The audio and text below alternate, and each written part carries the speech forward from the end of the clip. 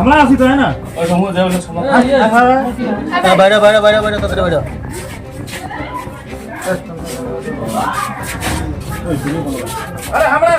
মাথাভাঙা তৃণমূল নেতাকে খুঁজতে গেছিল পুলিশ, কিন্তু তাকে খুঁজে পাওয়া গেল খাটের নিচে। ভয়ে খাটের নিচে লুকিয়ে রয়েছেন তৃণমূল নেতা শহীদুল মিয়া। সেই ছবি আপনারা দেখতে পাচ্ছেন। তারপর পুলিশ বলার পরে, অভয় দেওয়ার পরে খাটের নিচ থেকে বেরিয়ে এলেন তৃণমূল নেতা।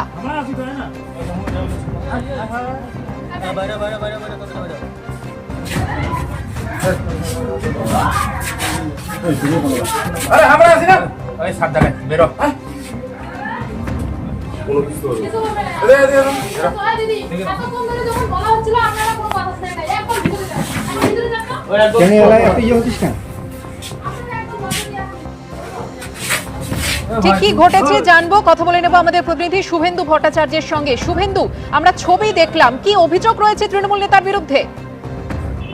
দেখো, এই তৃণমূল নেতা শাহিদুল মিয়া, তার বিরুদ্ধে অভিযোগ যে তিনি সিভিক ভলেন্টিয়ারও একজন, এবং তার বিরুদ্ধে যেটা অভিযোগ যে ঘরের নাম করে বিভিন্ন লোকের কাছ থেকে তিনি কাটমানি নিয়েছেন।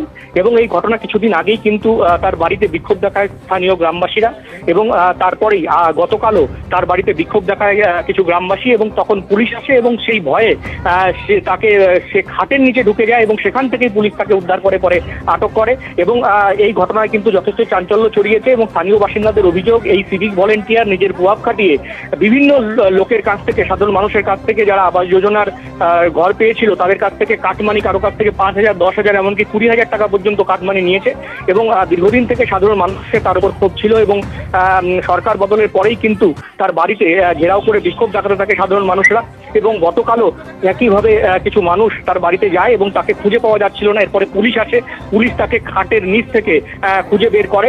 এবং এই পরিস্থিতিতে তাকে জানা যাচ্ছে যে এই যে সিভিক ভলেন্টিয়ার, ভলেন্টিয়ার এবং এলাকায় পরিচিত তৃণমূল নেতা যথেষ্ট প্রভাবশালী ছিল, এবং তাকে পুলিশ গ্রেপ্তার করেছে, এবং আজকে তাকে আদালতে তোলা হবে। পুলিশ রিমান্ডে চাইছে, এমনটা কিন্তু পুলিশ সূত্রের খবর। সুকর্ণা। শুভেন্দু, তুমি আমাদের সঙ্গে থাকো, আরো একবার সেই ছবি আপনাদের সামনে তুলে ধরবো। তৃণমূল নেতা কিভাবে খাটের তলায় ভয়ে লুকিয়ে গেলেন, সেটিয়ে থাকলেন, দেখুন।